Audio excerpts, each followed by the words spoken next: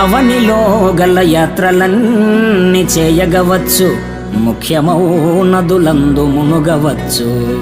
ముక్కు పట్టుక సంధ్య మునసి వార్వగవచ్చు, తిన్నగా జపమాల త్రిప్పవచ్చు. వేదాలకర్ధంబు విరిచి చెప్పగవచ్చు, శ్రేష్ఠ క్రతువులెల్ల చేయవచ్చు.